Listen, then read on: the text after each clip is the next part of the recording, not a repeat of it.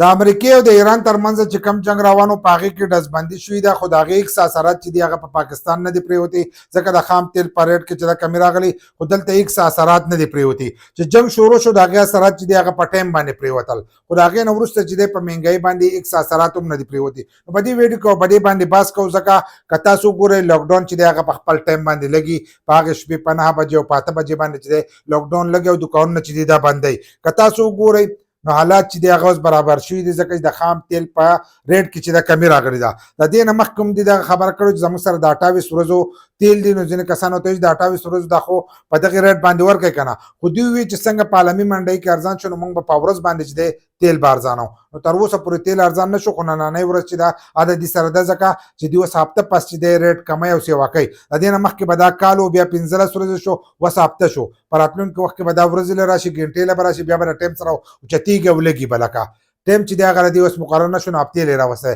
نو کېدای شي که نن پکې څه کمي راولي، خو کمي پکې ښه پوره پکار ده، ځکه چې عوام دي چې هغو ته څه نه څه سهولت میلاو شي، ځکه ډیزل چې دی دا پوره کمول غواړي. دوی خو پیټرول په تېر شوي پیره باندې کم کړل، خو ډیزل یې کم نه کړل.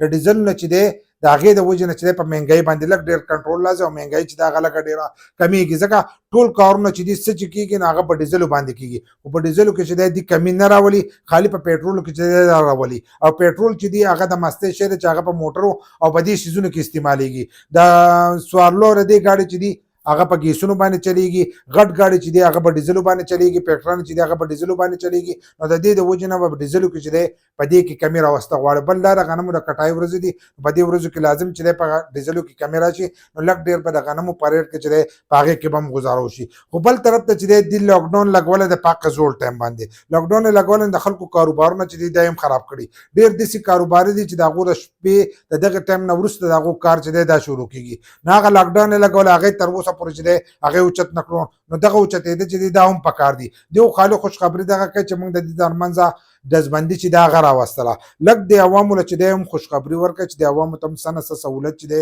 دا میلاو شي. نو د دغې خوشخبري چې دی دا نه ده کوي. بل لا سکولونو له چې دی هغه شانتې چوټیانې ورکړي دي. د سرکاري خلک چې دی هغه د دې په حکومت کې ډېر خوشحاله دي، د څه د وجې نه چې چوټیانې چې دی دا وله ورکوي، لکه ټایم په ټایم دفتر له هم چوټیانې ورکړي دي، او سکولونو له چې دی دې له هم چوټیانې ورکړي دي.